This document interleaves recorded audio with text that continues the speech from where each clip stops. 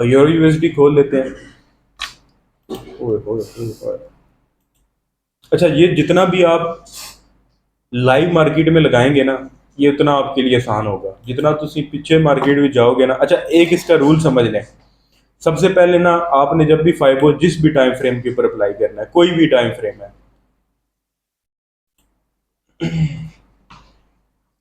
कोई भी time frame आपने अप्लाई करना है, अपने ट्रेंड देख लेना है। ये अच्छा, इसका एक रूल है, इंपॉर्टेंट रूल है, ये ट्रेंडिंग मार्केट में अप्लाई होता है।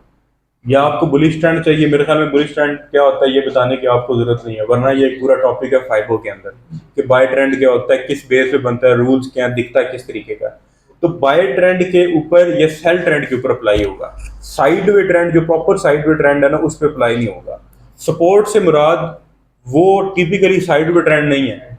सपोर्ट से मुराद ये था कि आप सपोर्ट को और इसके साथ मिला के ट्रेड करें कि पिछला रिसेंट भी पहले मार्केट इस जगह से रिजेक्ट हुई हो, तो वो सपोर्ट ही कहलाएगी इस एग्जांपल में, क्योंकि फाइबो भी आ गया तो अब वो सपोर्ट ही है। बेशक दो बार नहीं भी हुई, स्टिल एक बार तो उस जगह से हुई थी ना, तो फाइबो की वजह से उसको भी सपोर्ट काउंट करते हैं। डिमांड भी हम अगर मिल जाती है तो काउंट करते हैं। अब आपने जो रिसेंट लिक्विडिटी वाला स्विंग है ना, वो मार्क करना है। जैसे ये देखें यहाँ, ये जो स्विंग है ना, ये वाला, मेरे ख्याल में खैर मैं अप्लाई कर दूँ।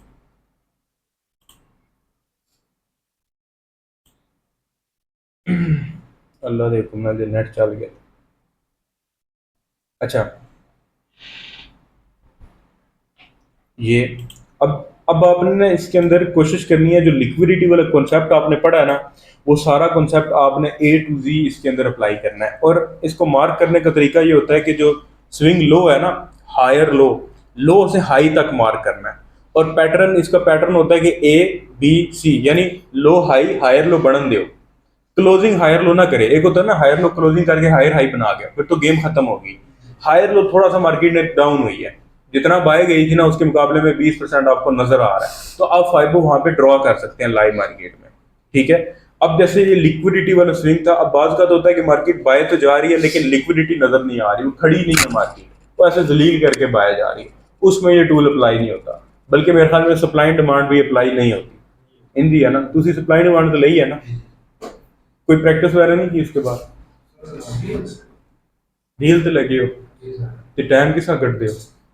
फिलहाल मुश्किल हो गई उसको ट्रेड है ही नहीं क्योंकि कोर्स विच अच्छा, कोर्स विचो फिलहाल। अगस्त हो गए ठीक। आज भी बड़ी मुश्किल निकला ने मर्डर हो गया इसका है वहां से नहीं जा अच्छा, इधर ही लगे हो? डाला तो है ना। हाँ ठीक है, ठीक ठीक ठीक ठीक।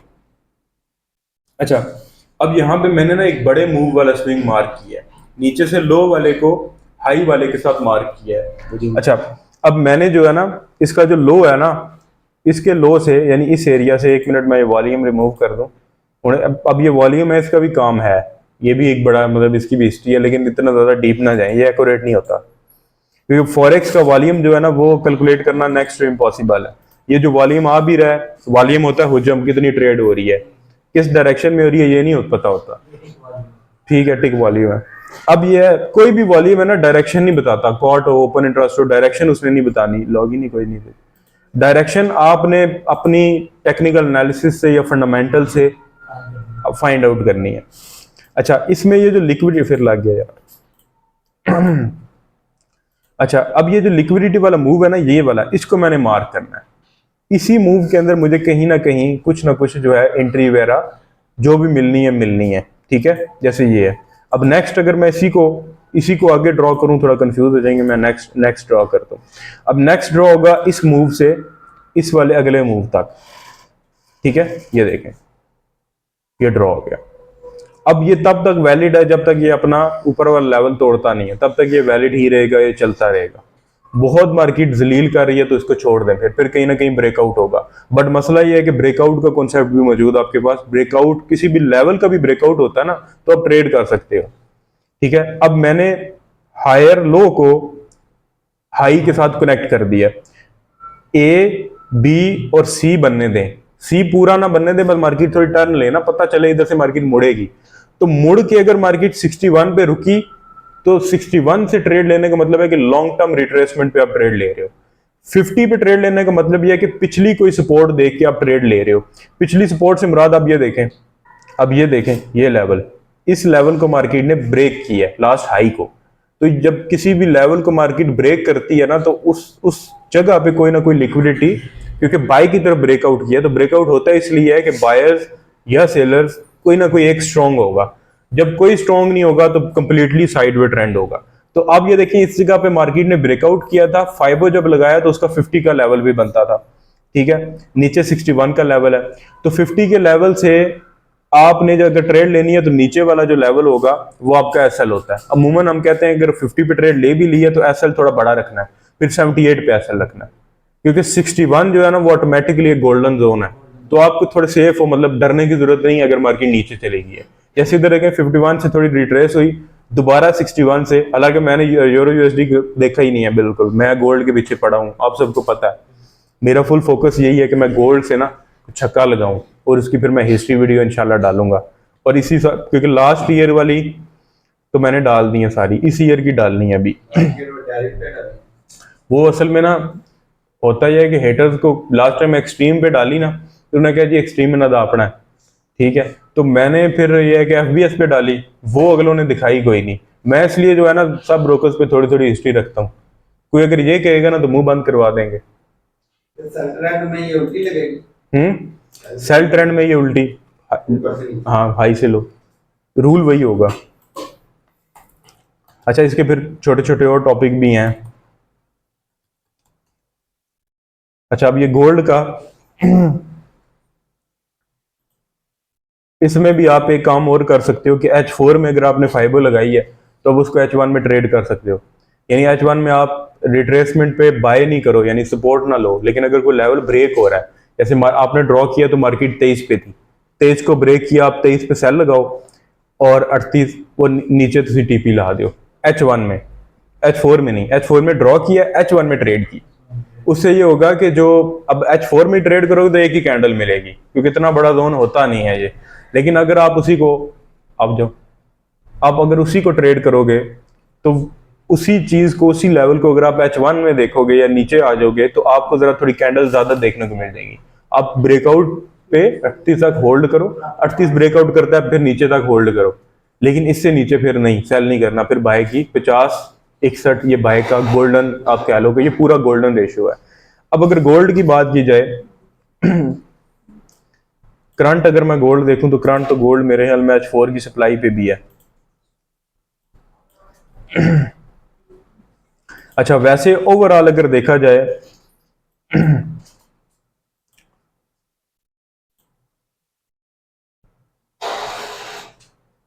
अच्छा, ये इस जगह पे गोल्ड खड़ा है, ये और 50 के लेवल के दरमियान। अभी अगर आप देखें D1 के अंदर, क्योंकि अभी गोल्ड ने पिछले हफ्ते बड़ा तगड़ा सेल भी दिया, मूव दिया, 2 वीक से सेल ही आ रहा है, बाय नहीं गया।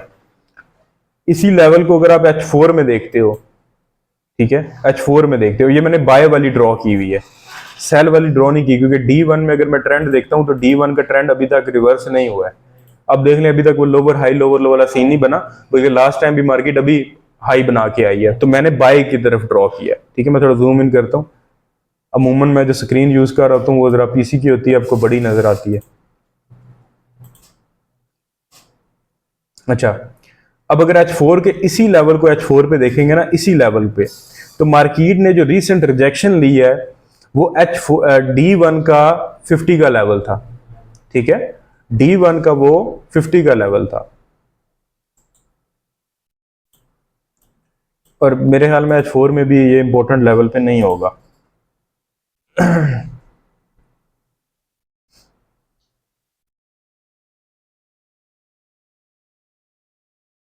ठीक है। अच्छा, इसके अंदर अब मैं जो देख रहा था, ये सप्लाई भी है, नजर आ रही है इसको, अब मेरे ख्याल में सप्लाई भी मार्क आपने की है नहीं की है। अच्छा, मेरे ख्याल में जो गोल्ड की नेक्स्ट पोजीशन जो अभी फिलहाल हो गई थी ना, जब वीक की क्लोजिंग हुई है, वो एक कंप्लीट एक टाइप का साइड वे ट्रेंड के अंदर गोल्ड जो है ना वो देखने को मिल रहा है। अब जब बहुत ज्यादा एक चीज साइड वे ट्रेंड के अंदर चली जाती है, यानी लिक्विडिटी खत्म हो गई है। अब मार्केट ने ना न्यू लो भी बनाया और नहीं भी बनाया। अब लास्ट लो किधर था, वो ये था, ये लास्ट लो था, ये मार्केट थोड़ी सी नीचे भी गई है, यानी कोशिश कर रही नीचे की, लेकिन मार्केट ना आप कह लें कि अभी फिलहाल एक सपोर्ट पे खड़ी है, ठीक है, कैंडल क्लोजिंग की है। और ये वाली फाइबो जो है वो बहुत ज़्यादा एक्यूरेट भी नहीं है, ये मैं आपको बता दूं। H4 के लिहाज से ये फाइबो गलत है। किस तरह गलत है कि अभी मार्केट ने H4 के में भी सेल ट्रेंड नहीं बनाया, आप देख सकते हैं अभी लो नहीं बना, लोअर हाई बना है, ठीक है। और अगर आप H1 में देखेंगे तो कंप्लीटली एक साइडवे ट्रेंड है, और इस ट्रेंड में तो आप बिल्कुल भी, चाहे मैं ड्राइंग शेंग रिमूव करके आपको दिखा दूं। अब ये देखें मार्केट कुछ एक ही पॉइंट से बार बार रिजेक्शन देने का मतलब यह है कि साइडवे ट्रेंड, वो जो सपोर्ट एंड रेजिस्टेंस वाला साइडवे ट्रेंड है वो शुरू हो गया। तो इस कंडीशन के अंदर फाइबो अप्लाई नहीं होगी। इस कंडीशन के अंदर बेहतर ये है कि जिधर स्ट्रक्चर का ब्रेकआउट होगा उस तरफ चले जाए, फंडामेंटल्स को देखें, कंपाइल करें,